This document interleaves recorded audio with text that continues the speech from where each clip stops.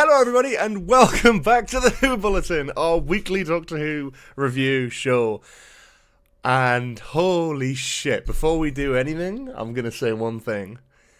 We're so fucking back. We are so fucking back. I am so excited to talk about this episode. Yeah, I got the shirt today. I did. I saw this shirt and I was like, you know what? I fucking love it. And then I saw that it's from the website is the same one that the show uses to like buy from. This is not like a custom made piece from the BBC. They actually get it bought from this retailer, and the retailer, it wasn't that expensive. And I found a discount code. Discount code. It's still early in the morning. I'm sorry. And look at this. Fucking dressed like the Doctor today in the episode where he first fucking wears it for like a minute. But either way, I'm happy. This is a lovely, lovely shirt. But we are here to talk about the story and the engine. Oh my god. Before we go any further, no spoilers for future episodes, please. We're going to just make that clear from the get-go. We do not want any of the future episodes spoiled. If you have any sort of leaks or thoughts or anything like that, we do not want them here. This is not a safe space for you to leak shit and ruin shit for other people. This is a safe space for us to enjoy it and talk about the episodes that have just appeared on TV. But we are going to be talking about the episode that has just aired on BBC iPlayer. So if you haven't seen the story in the engine just yet, you will be getting spoilers. And trust me, if you haven't seen it, watch it first. Feel free to tune in. Just mute the stream. Just leave it on in the background. Just mute it. I could do it with the watch time. But I am so gassed to talk about this. I have a few thoughts. Because there's some weird shit in this episode. First of all, the story is gorgeous. But, where do I even fucking start? Okay, let's start with a Whodle. Let's warm ourselves up to talking about this episode. There's a lot of stuff to try and reach. So, first of all, I'm going to say a lovely warm welcome to everyone who's joined the stream so far. Welcome, Rose, Chloe, Tuma, Careful Trouble 8, Lonely Assassin, Dr. Master, Paul Malley, Cybernova DW, Gene1131, Trekmat, Vanderez Who, Trippy Intellect, Doctor Who Mania, Nigel Stockley, welcome. Jojo B. Chavez, welcome. Bradley TV, Jojo, I've already read that one. Michael, welcome Oosh as well, and welcome everyone else who's just watching along and hasn't said hello yet. Welcome Liam. Welcome to the stream. So before we get any further, this is chaotic as fuck because you can tell I'm excited about this one. We're going to start by doing a Whodle. Our little weekly little tradition where we just look at some pictures from Doctor Who episodes and we try and work out what the hell it is, what episode it's from, and then we are going to talk about the episode. So first of all, we'll warm ourselves up, will we, with a little Whodle. Love a Whodle. When it works, that is. Oh shit, my browser almost crashed there. Jesus Christ, Whodle be packed. Our last Whodle would have been last Saturday, so that would have been the 3rd. So we're going to be going straight to... Here we go. Okay, so... The camera's just always in the weirdest place on these bits. Jesus Christ. There we go. I could be inside someone. Oh, I hope it's not a liver. I hate being inside livers. Spyfall Part 2. Yeah, right. It's definitely a Jodie line, and it's like at the beginning where she's in that weird realm. There's a Capaldi era. Listen. He's on the top of the TARDIS. Listen. Love that one. Very good. Spyfall Part 1. It's the same fucking realm. We're doing that too close together. Just gonna guess Tooth and Claw, to be honest. No. Didn't think it would be.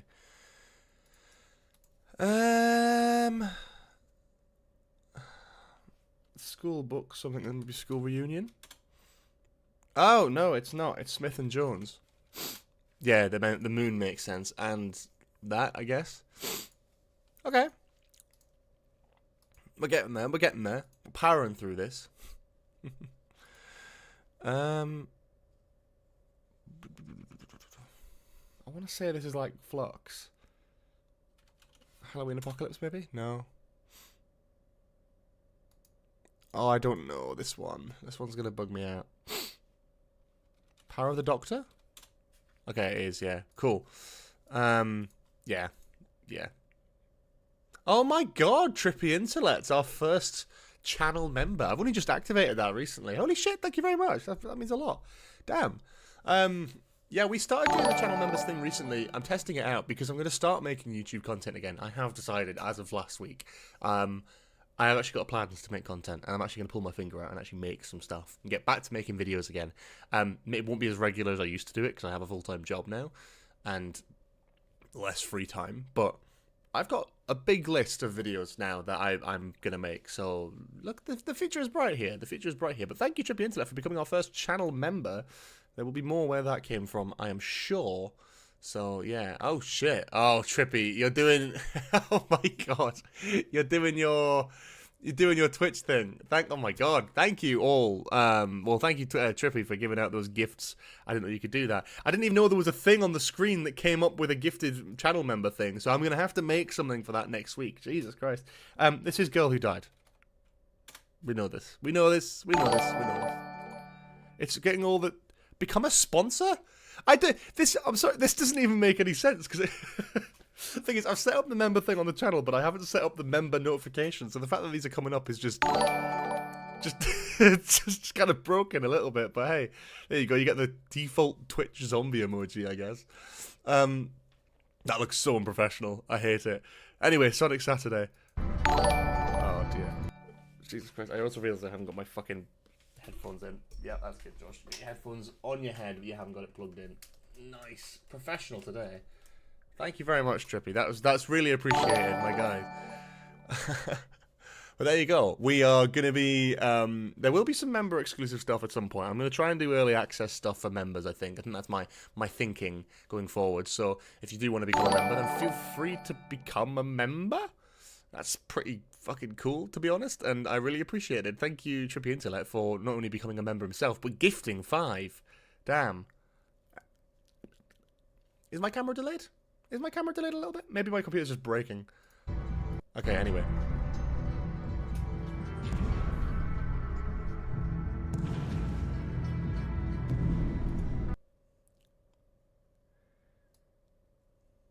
I don't know what that is at all. I thought I'd get that.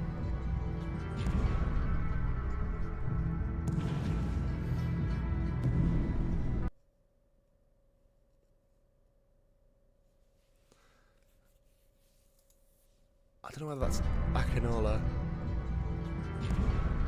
The bombs are... It's too quiet for a Jodie Ear episode. It's too quiet. I'm gonna guess Boom. Only thing I can think of. Oh, it's Peter Capaldi. He's manipulative. He likes to think that he's very clever. I hate him! Time heist. 100%. Yeah, come on. We're getting that. And that is that for the Whodle. Is the camera a little bit delayed? Maybe I'll reset the camera quickly. Hang on. Hang on.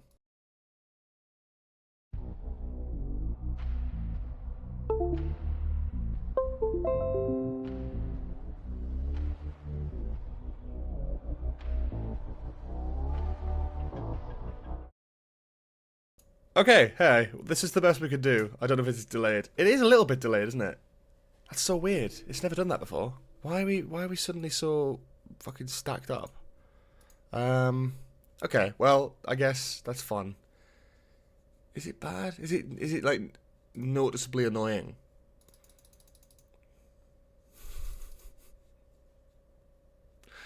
Oh, that's really weird. I don't know why that is.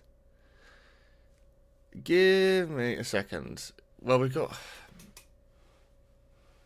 This is so weird. I don't know why this is doing this. Sorry, guys. This is really shit today. Don't know why we're getting such shit performance. I've never really... Let me just quickly sort this out. This will not take a second. I'm just going to literally just, like, wipe out everything we don't need on my computer. Just in the background that's taking up loads of fucking space. Maybe I'll kill Chrome, to be fair. Yeah, maybe that works better. I don't know. It's weird. It is a little bit out of sync. I can see it on my own end. It's weird. I didn't notice it before now. That's never happened before, so that's fucking strange. You have to forgive me, because I now haven't got the chat open. Fuck knows.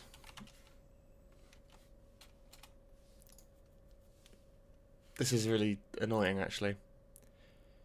Okay, well, give me a second, because I'm very keen to get going and chat about this episode. I am going to just quickly restart OBS. It'll not take a second. We'll be back live in just a second. So just wait here. It will stop probably for about a second. Yeah, maybe I need to tell some stories and give my fucking computer some power. That's a good shout. I'll be back in just a second. It will buffer. It'll probably go off for a couple seconds, but I will be right back. Promise you. Test. I think we're live again, maybe. We should be. I'm going to just wait for the YouTube stream to load. Hello. I think that's on now. Welcome. That's the best I can do. It might be a little bit out still, but I've tried to restart it. I'm going to sort this out for the next one.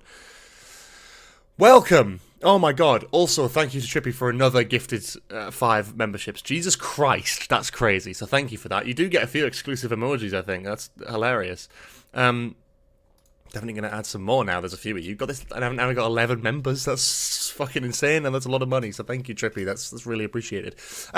Okay, let's get into the actual review, because we waffled for fucking long enough. The story in the engine.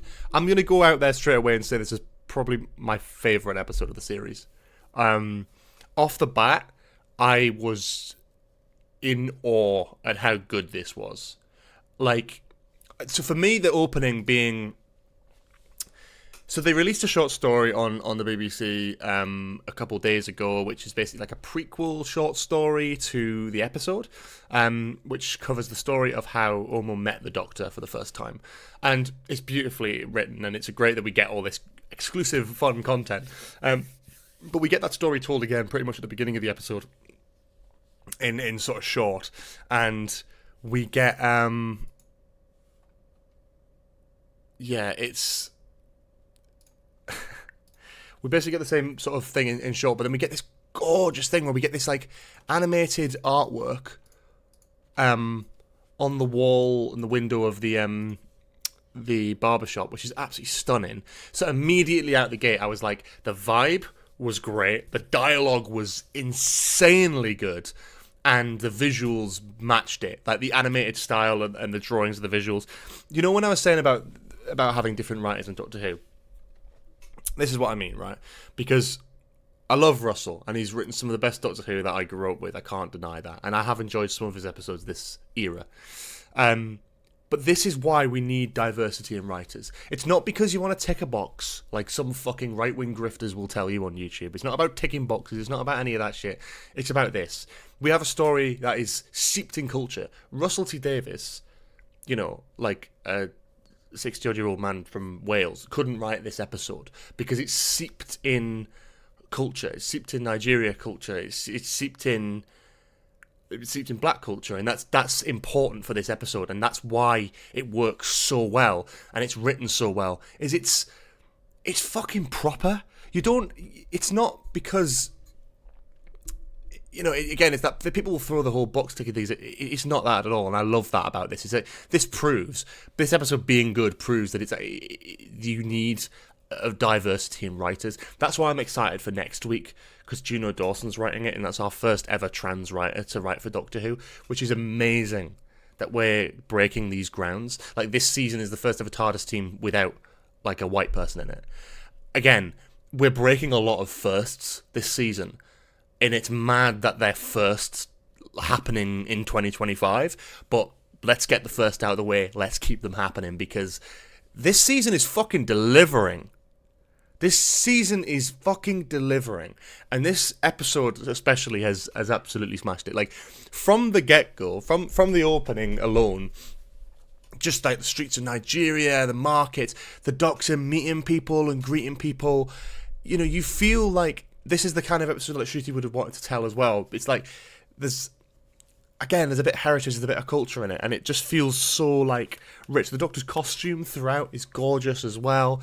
The way the importance of like barbers and hair, I think, is so like well. Twitter's going to be full of, oh my god, it's anti-white, typical of Disney. Yeah, exactly.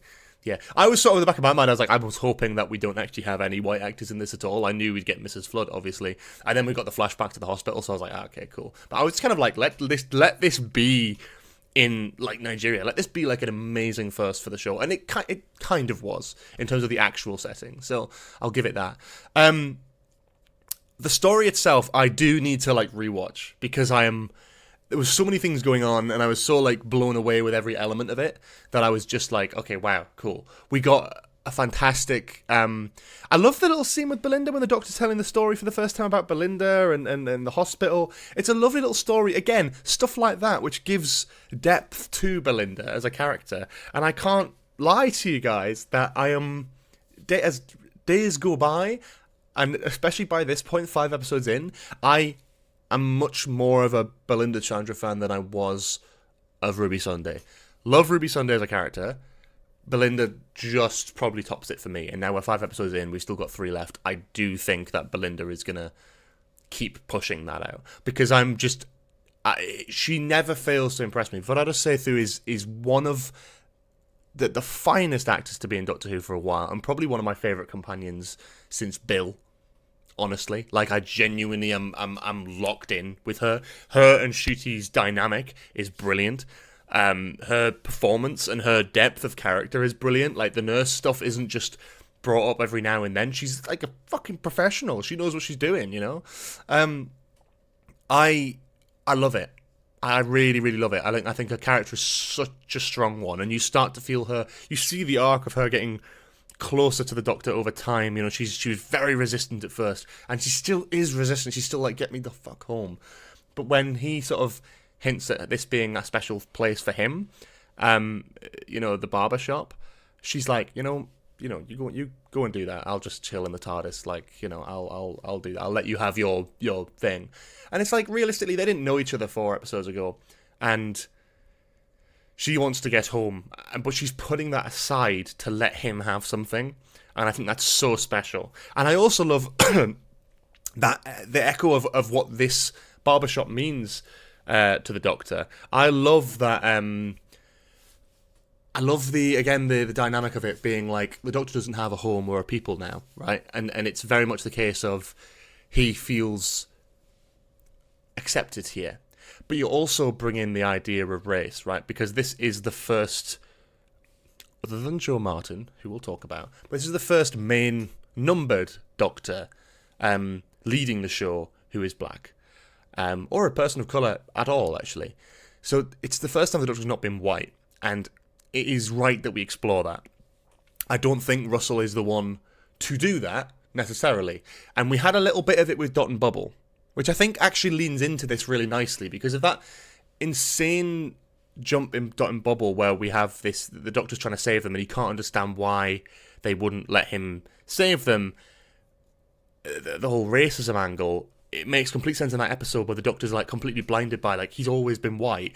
So for him to then be like, oh, I want to save you, like, I don't, he doesn't understand because he's never been in that position, subjected to that level of racism before, until he was in that episode in Dot and Bubble. And then we get this episode where he talks about not being accepted everywhere anymore. And there are a lot of places where he doesn't feel at home and doesn't feel accepted now that he's the first sort of Doctor of colour. So then you have this gorgeous explanation of what this barbershop then means to him. This incarnation's cultural side. He feels at home and he feels welcomed, and he doesn't feel special when he's in this barbershop. They're all on the same ground. He feels almost humanized, where he can just go and forget about aliens and TARDISes and Daleks and Gallifrey and all that sort of thing for a little bit of time, and just have this environment where he can have some friendly banter with some people, get to know the locals. He clearly knows a lot of them anyway. I'm just taking this tag out of my collar. I have the tag still on because I'm not sure if it's a size too small. Sorry. It's itching my back like fuck. But I I loved it. I loved that then him almost ratting the Doctor out was then like a big thing where it was, oh, like, you betrayed me. I know the whole thing about Shooty crying every episode. It is his thing at this point. I'll let him own it. I love the whole... I at first I liked it, and I still do kind of like it. It's like, this Doctor's emotion is worn on his sleeve. He doesn't hide it. He doesn't savour the moments to cry. He cries when he feels emotional. And I like that. Shooty's a great actor, and he should flex those muscles, and it is different. And I like when we do something unique, because we'll remember certain things about this Doctor's characterisation, and I think that's important. I think that... That's true, he didn't cry last episode.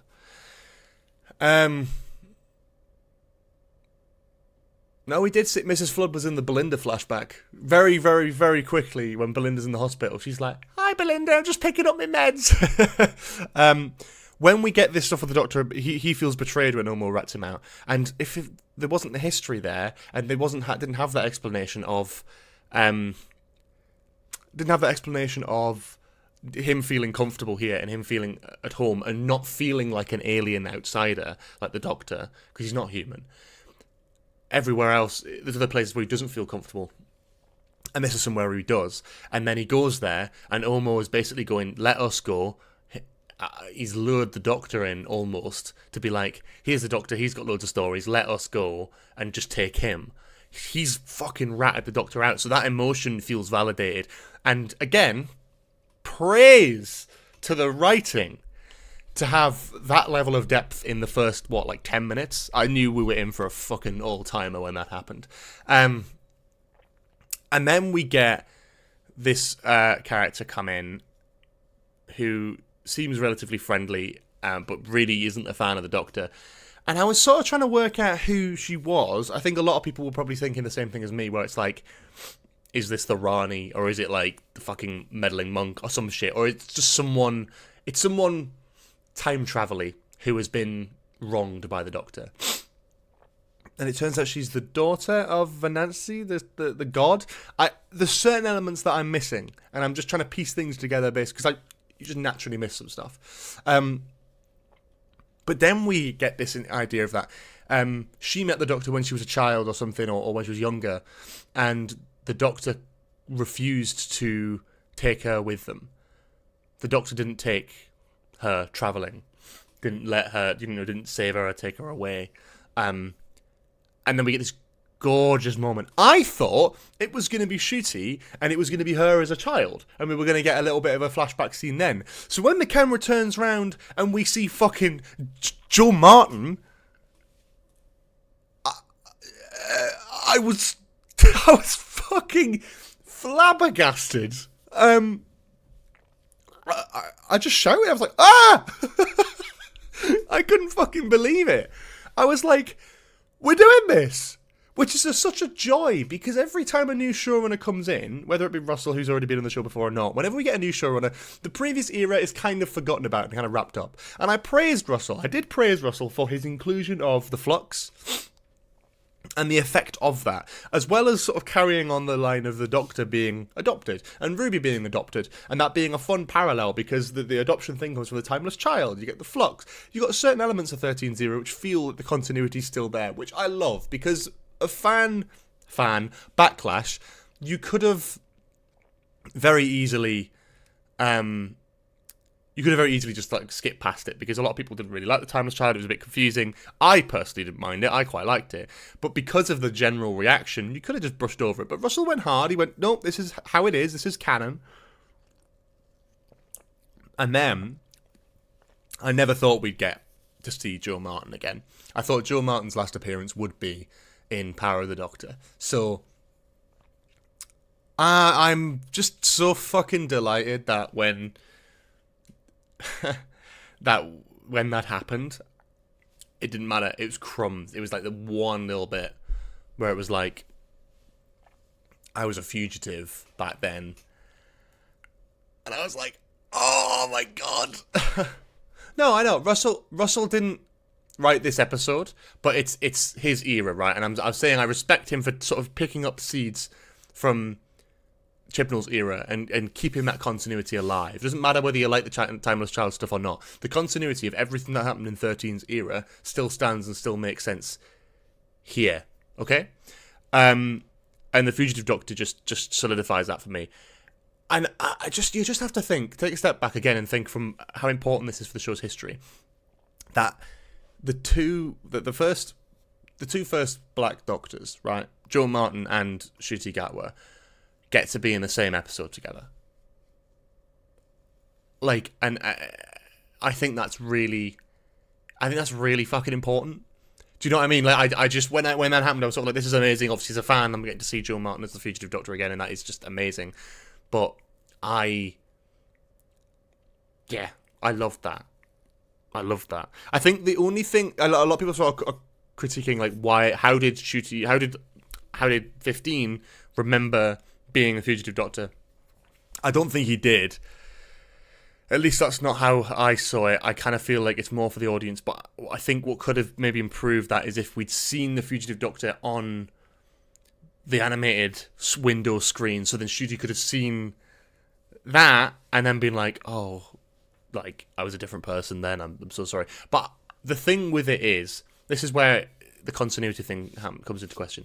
If you go, oh yeah, I can't remember that, and then that continuity and all this sort of thing, it's like it then becomes really convoluted and it takes up too much of the episode for what was essentially just a fucking throwaway, like, 20-second cameo at most. You don't need this big block of context as to what's going on there. You just, for a new audience and for existing audiences, you can just go, this is an old version of the Doctor, she was a fugitive, and that incarnation of the Doctor is who met this person, and they couldn't take them with them. And I'm like, yep, that's fucking sick. Can we do this sort of thing more often, where we meet people who have met the Doctor before and we just see their old faces? Because there's something about that which hits. I wasn't expecting it in this episode. Again, can we just say we're not getting bogged down in how did 15 remember that? Because it's as I said, it's a 20-second bit in this whole episode, which is a phenomenally written, beautiful episode. We're not gonna bring it down to just, oh, Fugitive Doctor, let's talk about how that works in canon. It doesn't matter, and it's not either of the writers' responsibilities to pick this up.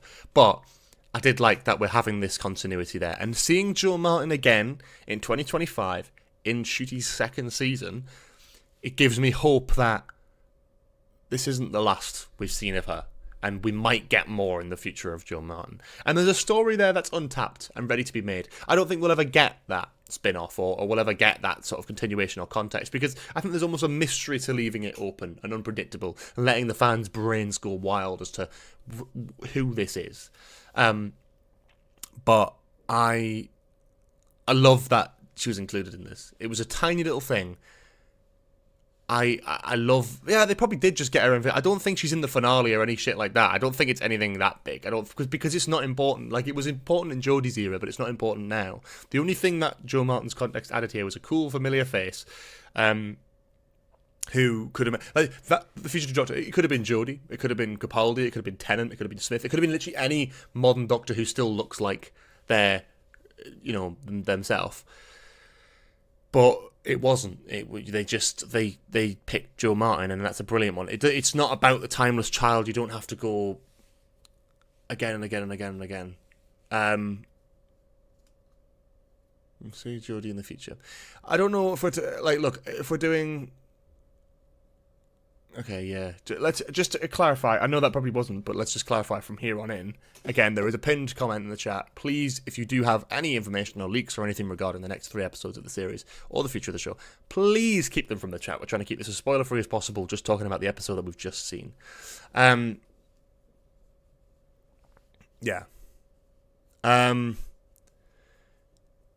Yeah. So I love that. I love the visuals of the fucking giant spider. I thought was incredible. I was really, really impressed with that. Some of the best monster design that I've kind of seen in a while for Doctor Who, in terms of this giant scaling beast. It's not the point. The spider was a machine. It wasn't the god. I'm just sort of in awe, scrambling around this episode trying to work out what to say that I haven't already said. I loved when the Doctor and Belinda went into the maze and they used the braids as like a thing. Bloody hell. Tracy, thank you very much for the $9.99 donation. That's really, really appreciated. Absolutely crazy. You didn't need to do that, but thank you so much. It's feeling like the Doctor... is the Doctor real? What does that mean? What is the power of stories we tell each other is the key to the season? They can be fictional and still true. Yeah, I think there's something to be said about that. There's a lot of rumours about the whole, like, Doctor Who being aware that it's inside of a TV show thing, and I do wonder whether that's something that will expand into the power of stories or something. But the Doctor Who's always been about the power of stories. You always get these ideas and things that are thrown around in Doctor Who, and it's always about... It always goes back to that. So the power of a good story, the power of memory, you know? The greatest story of all, you know what I mean? Like, we go back to, like, the Rings of Akaten, where the Doctor's sort of using his memories, you know? We go back to the Timeless Children, where Jodie's destroying the Gallifreyan Matrix with, you know, her memories. This is, like, it's all about memory, right? It's all about memory and stories. And that's what Doctor Who is. And the sentiment of the story always goes on is a nice sentiment to have in this episode. The never-ending story of Doctor Who. That's what this sort of implied. When we got that scene in the sort of... I'm trying to remember all the key terms and names and stuff. I should have made notes. But when we get the scene in the sort of room with the brain and the tree thing and the beating heart, and the Doctor's sort of, like... talking about his story and like shares that with the room and it all lights up. It's the never-ending story, and it is true. It is that is the sentiment of Doctor Who. It's such a long-running show that the sad truth is, who knows what happens after this season is done. I think the reception has been amazing so far, but if this series ends and we don't get a season 3 and 4 anytime soon, and there's a bit of a gap, it never goes. Do you know what I mean? We're still getting books, we're still getting Big Finish, we're still getting this, we're getting that. We're still getting all these things that contribute to the world and keep telling stories. And if the BBC on, and if Big Finish somehow stop, if Titan Comics stop, if fucking the books stop, fans will tell the stories. The stories keep it alive, and that's what Doctor Who is. It's a never-ending story. So I loved the sentiment of that. Thanks for joining, Matrix Lord. See you later. I adored that element of it because it's a great sentiment for Doctor Who. Is this never-ending story? It's become self-sustaining now, Doctor Who. When it got cancelled in the 80s, it wasn't really clear whether it would ever come back or whether it would be able to continue, and the story was starting to falter.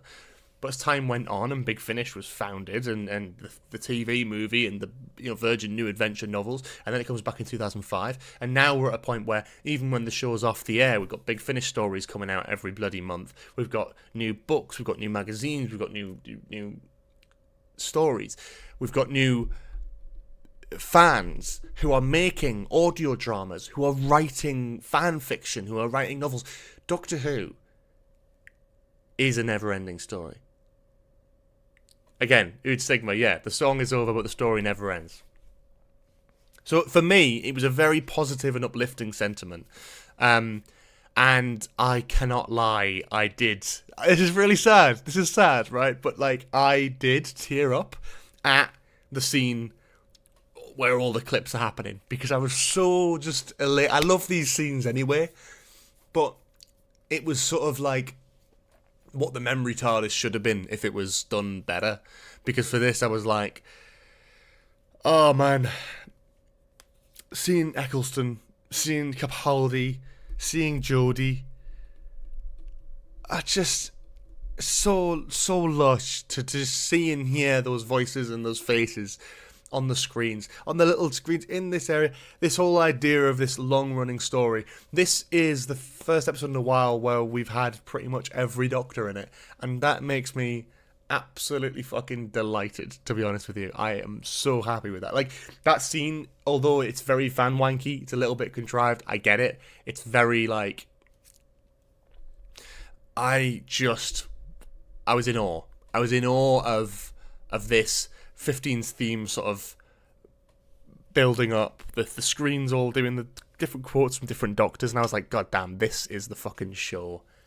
This is the show. And as I'm getting into a thing, as a content creator, I've dwindled in the last few years. I've not really been as into Doctor Who in terms of the community, in terms of videos and stuff. I went to an event last weekend, the BFI screening, the 20th anniversary of Series 1, and I talked to so many fans and so many people, and I just felt so uplifted. And I came out of that, I came home to my girlfriend, and I said, you know what, I want to make more videos again. I want to start doing YouTube again. I love it. I just love the show, and I love the amount of, like, I came out of season 1 of this feeling disappointed, or a bit like, just, it was a bit forgettable, it wasn't very memorable. I'm coming through the middle of season 2, and I'm like, this is, okay, it's not the best season of Doctor Who ever, right? But I am loving it. I'm absolutely loving it. Every week I'm sitting down and I'm like, this is good Doctor Who, this is great, this is fucking fun, it's an adventure, it's here. So, having that event last week, having this episode, which celebrates such joy, this never-ending story, seeing all the doctors, the music ramping up, it made me feel that I was like, yeah, whatever happens, whether they fumble it at the finale or not, like, I am so excited and so happy to be a fan of this show and to be making content and to be fucking have my daft opinions watched by so many bloody people. I think there's, how many are you fucking watching now? God, 65? Crazy. Thank you so much for that. And again, if you're not already subscribed, please do subscribe. We're going to be making a lot more fucking YouTube stuff soon, as well as more weekly live streams where that came from. So please do subscribe if you haven't already. Anyway, the episode ends. We get this fantastic sequence where the Doctor convinces... I can't remember the character's name. I'm terrible at this. The story and the engine. Let's just get the cast list up so I know... Oh, it's just the barber. Okay. The barber, he didn't have a name, did he? When he convinces the barber to be like, 69, nice. When he convinces the barber to be like, I let the others go, open the door, let them out. He's like, you're killing these people. And he's like, these people can die. Like, the people in this barbershop can die, but I'm not letting you kill billions of people with their faith in gods and like entwined. It makes complete sense, and I like it. But then the Doctor using that dilemma to risk the lives of people to get them eventually saved is very clever and very doctory, and I really, really like that. So, yeah, I was a big fan of that. They open the door, everyone runs out, and the Doctor gets Belinda out before sort of taking the time to convince the barber to come out with him and not die in the barber shop in this realm. Yeah.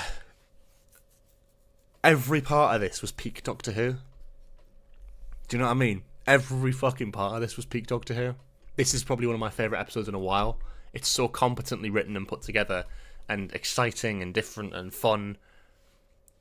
This is easily my favourite Shooty episode, I think, so far. I could be wrong, but this is up there for me now. I've had to rank all the season 1 and season 2 episodes. I don't know how I'd even put them together, but this is probably at the top.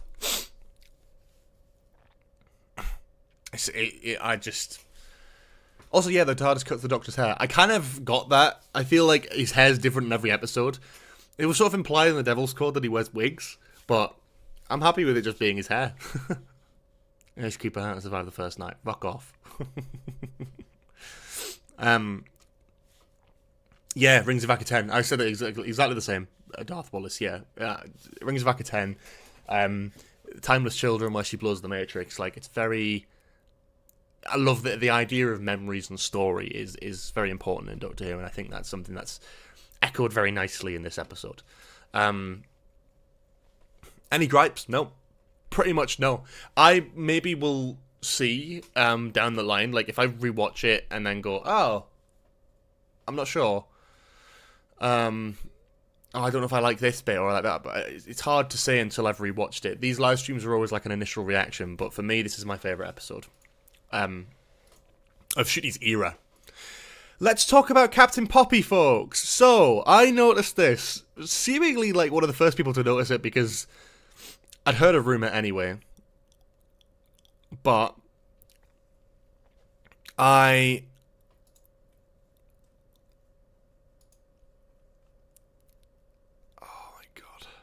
get this. So I posted this on Twitter. If you're not following me on Twitter, by the way, get on that, clowns. Oh, Christ. Why do I look weird and cropped? So I posted this on Twitter.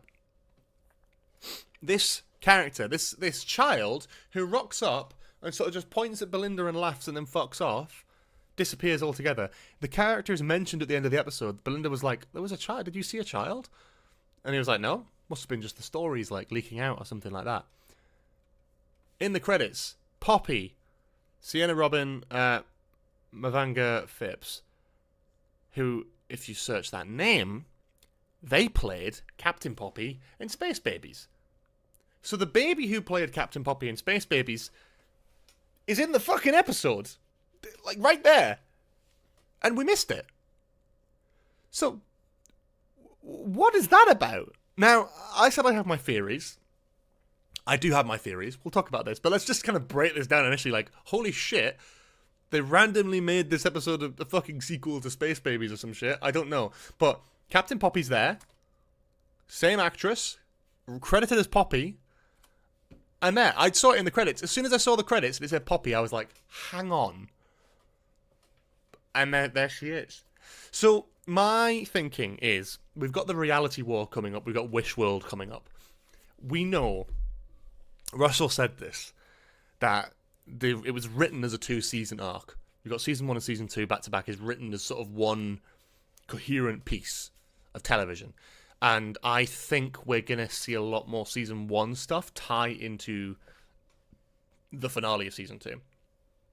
I think Captain Poppy is going to be part of Mrs. Flood's plan in some way. I know that sounds daft, but the only reason I'm kind of like not devastated by this, because I really didn't like Space Babies, and not many people did, but the whole weird talking mouth thing was for when they were babies. She's clearly a bit older here. So I'm kind of glad that they're maybe not doing the weird talking mouth thing anymore, and it's actually just Poppy's grown up a little bit, thank fuck. There's still no explanation of that first shot in the church on Ruby Road. What was the first shot?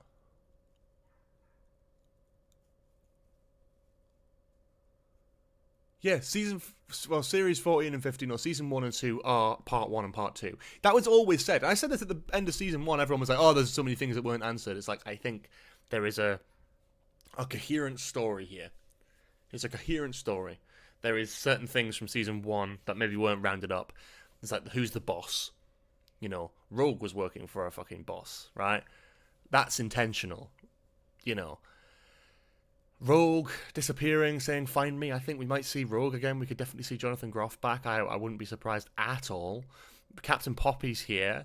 I do think we've got Conrad, who's being let free by Mrs. Flood. I think whatever Mrs. Flood is doing, she is definitely picking up the pieces and bringing people together. Looks like that anyway.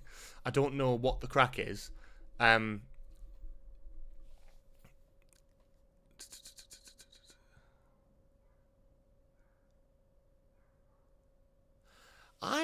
confused as to what you mean by that. Hang on. Beginning of Church on Ruby Road. This is going to open my fucking eyes, because I haven't watched that episode in a little while. The clock strikes midnight at the beginning of the episode, and the Doctor steps out the TARDIS. Oh. Right, hang on. I'm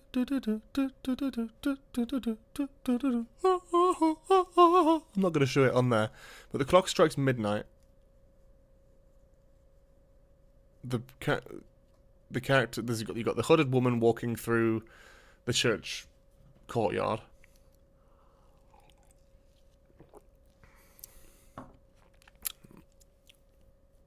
Yeah, leaving Ruby on the steps, and then walking away. The child was taken in by the priest or vicar.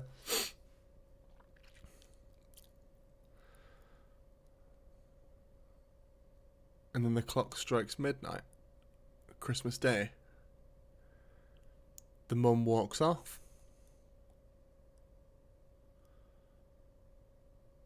The Doctor steps out the TARDIS.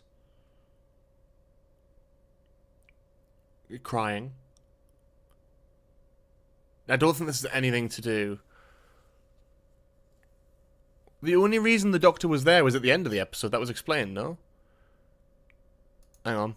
Let's see. At the end of the episode, he hops in the TARDIS, Church on Ruby Road, disappears in front of Mrs. Flood.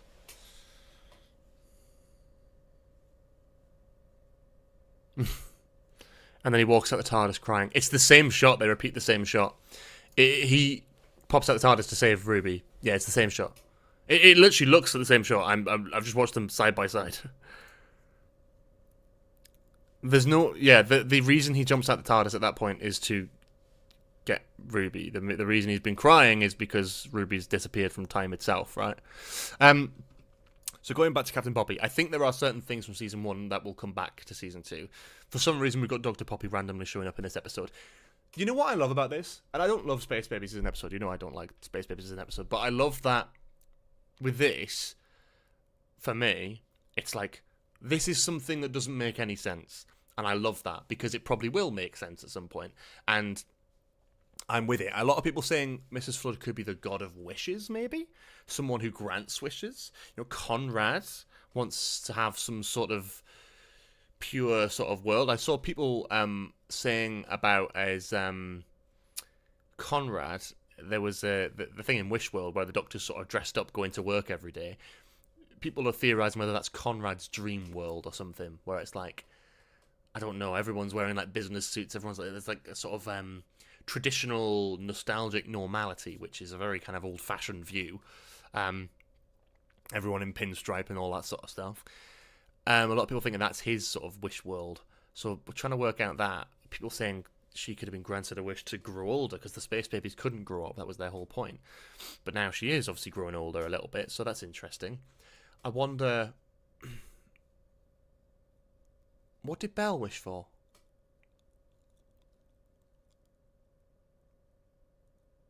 She's wished to get home and that hasn't happened.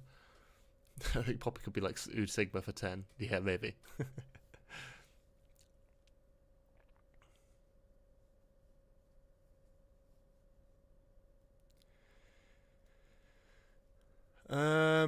There's so many theories, but that's what I love about this. It doesn't make any sense, and I'm like, why the fuck is Dr. Poppy just Dr. Poppy?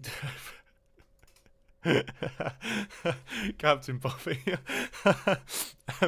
Captain Poppy just randomly in the middle of this episode for some reason.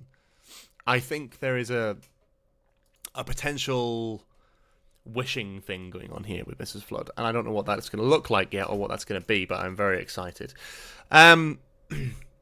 Let me know. Let me know what you think. Oh, here's another interesting thing as well, actually, while we're here. Look at this. Oh, my God. So, me and my Nostalgia Bait co-host, Cooper Britton, we are going to be going on Who Knew? A Doctor Who podcast. My fucking 6th appearance? I don't know. Something like that. We're going to be going on Who Knew to talk about the story and the engine. We're going to be talking about this episode this week on Josh's podcast. So, I'm very excited for that. It's going to be a lot of fun, so do check that out. When you can, go and give Who Knew a follow if you haven't already. And if you haven't, fucking give Nostalgia Bait a follow. Check out our podcast. We've got some fun episodes coming soon. But yeah, what's happening? So yeah, let me know what you think of the episode. I'd love to have a read of some of your thoughts. Are there any things that I haven't talked about that you want to know, like questions or anything like that you're interested in? Anything like that, please do let me know in the chat. I would love to... Yeah, I'd love to sort of have a look through this and see what you guys are saying before we sort of wrap up.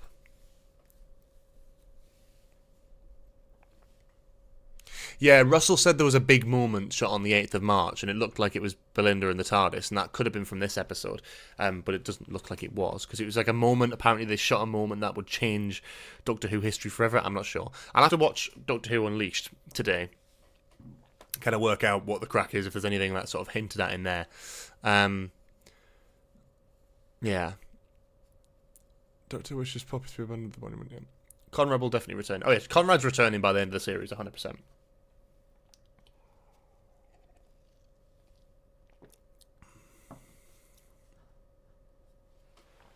He didn't go back in time during this episode, except when he goes back to save her. Meaning the first shot is something we don't know yet. No, but the first shot is from later in the episode. That's what I'm saying. Like, we get this opening scene, which shows the baby being dropped off at the church, and the mother walking away, and then the Doctor arriving in the TARDIS, and we're like, oh, what's he doing there? And we find out that what he's doing there is because later in the episode, Ruby's been kidnapped by goblins at that point in time and erased from time, so the Doctor goes to go and save her. That's where he comes into the story at that point. It's the same bit.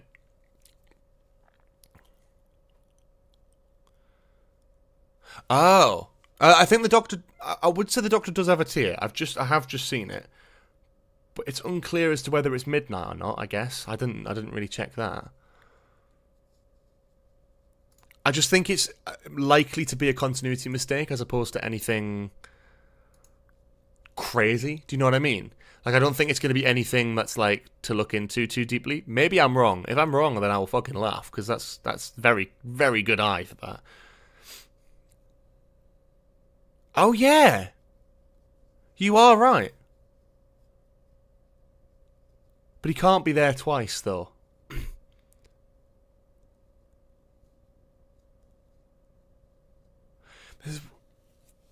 I see what you mean. Yeah, I think though that I think it's a continuity mistake. I honestly think that's like an intentional continuity mistake of making it like the wrong way around. But yeah, I think it is meant to be, because otherwise, because there was a whole thing of revisiting that the church in Ruby Road in The Legend of Ruby Sunday, and there was 2 TARDISes there in that shot, and they were like, why is there 2, and all that sort of thing. And he was like, he was like, oh, I was only there once, I can't go back there again, I was only there once. It would like break the rules of fucking time travel or something. So I'm pretty sure that in that sense that it's probably just a continuity mistake. But yeah, it's good thinking, and I'm happy to be proved wrong. My thinking is it's a continuity mistake in the editing, and they just didn't realise that. Because I've never noticed that before either, so I don't, yeah. But Season 1 is definitely going to be linked to the reality war. There is no doubt about that in my mind.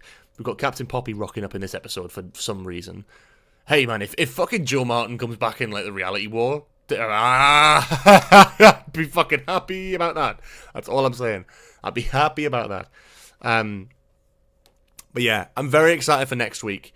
Interstellar Song Contest is going to be big, and I'm very excited to see what that's going to look like. And then we've of course got Wish World and the Reality War, which I think also are going to be super interesting episodes. I really don't know what. I don't know what it's going to be. But I'm very, very excited. I think the scale of the Interstellar Song Contest is going to be super interesting. I feel like next week is going to end with some sort of twist to lead into the finale, the 2-part finale, because Wish World looks like it's going to start pretty much off the bat with all the sort of vibes being weird. So yeah, I have reason to believe. So Freddie Fox's character's in the next time trailer. So his character is in the Interstellar Song Contest episode. But if you look at the photo of him released, I'll get it on screen. Freddie Fox's character, he's in the Interstellar Song Contest episode. This is probably from the Interstellar Song Contest episode. However, we've got this guy in the background. Now, these are these sort of like faceless people, and they also appeared in the Season 2 trailer with the Doctor when he's wearing his pinstripe suit, which is why people would be led to believe that this shot is actually from Wish World or Reality War, but it's not.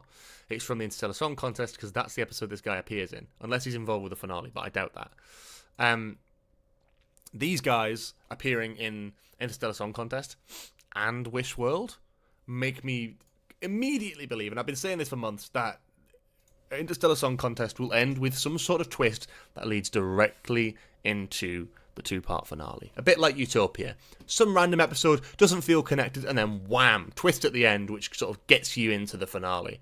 That's how I'm thinking. Something Utopia-like would be kind of fire, low-key. So, I don't know. My expectations are high, but I don't want to be disappointed. I am very, very excited about this series. Yeah.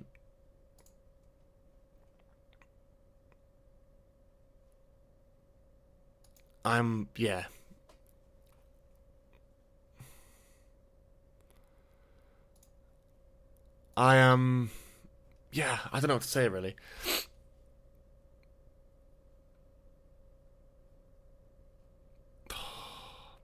I'm very excited. And you know what I love more than anything is that this series,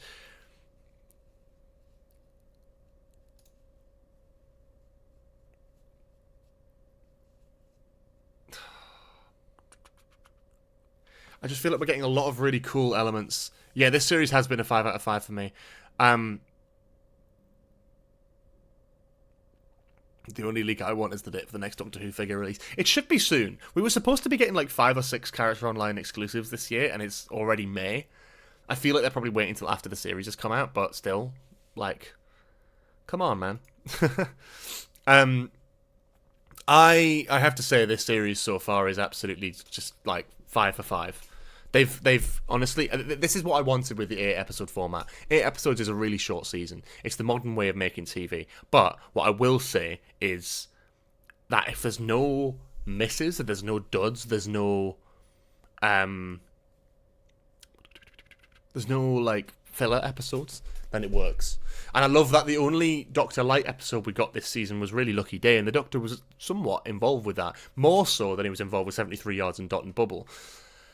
Which is why I wish we had a little bit of a different sort of thing, because in season 1, I feel like it's his first big series. He's only really in 6 of the 8 episodes.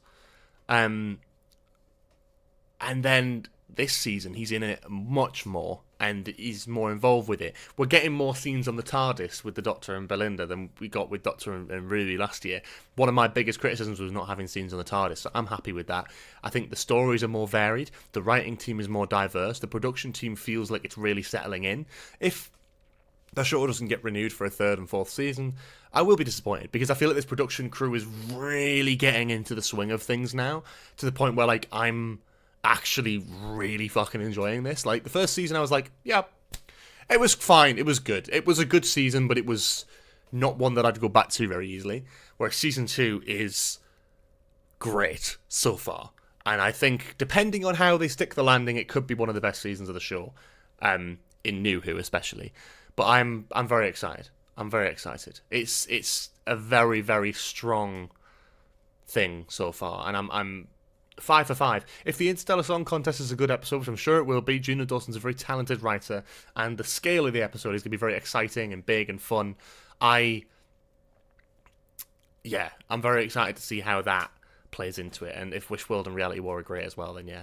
I am here for, I mean, out of 8 episodes, we've got 5 that are good, that are really good. At the very least, they're good. At the very best, they're fucking great all-timer episodes like this one.